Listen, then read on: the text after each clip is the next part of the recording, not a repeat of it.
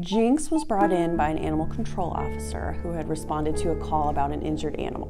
When he came in, he definitely had some abrasions along his face, so we knew he had some kind of traumatic injury, a fall from a high area, or maybe even a hit by a car. It was pretty obvious that his jaw was fractured in at least one place, right along the mandibular symphysis, which is the center of the jaw.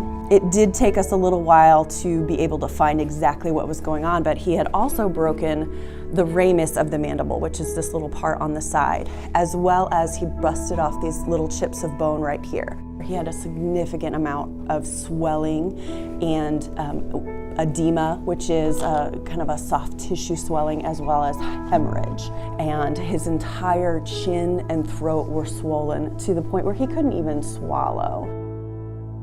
He's always been an indoor-outdoor cat, always pretty street smart, always has stayed pretty close.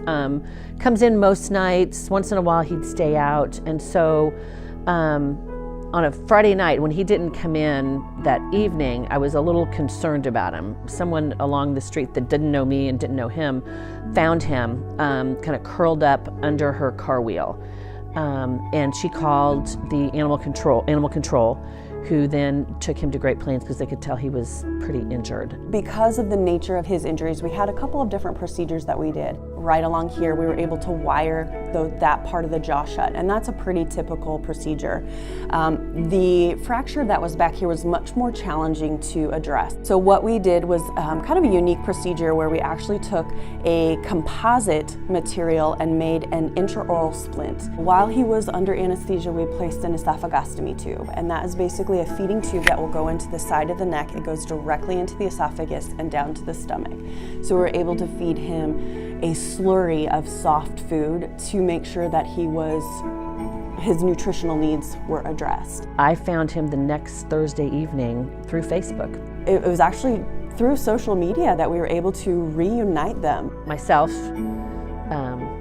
Dr. Tudemaker, and the vet tech, we all cried when when she brought him to me.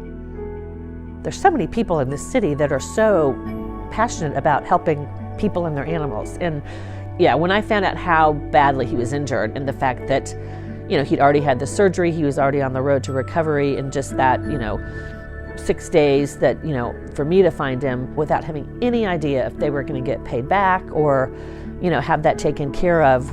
I mean, I was so incredibly thankful. What I saw and what the care that Jinxx, had, received, I would highly recommend it. Amazing.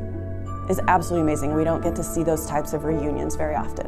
And I think it's an incredible resource for our community that we're able to do that. And exactly for these types of reasons, just one of those things that Jinxx was out wandering and got himself into a bit of trouble. This outcome could have been hugely different for this animal.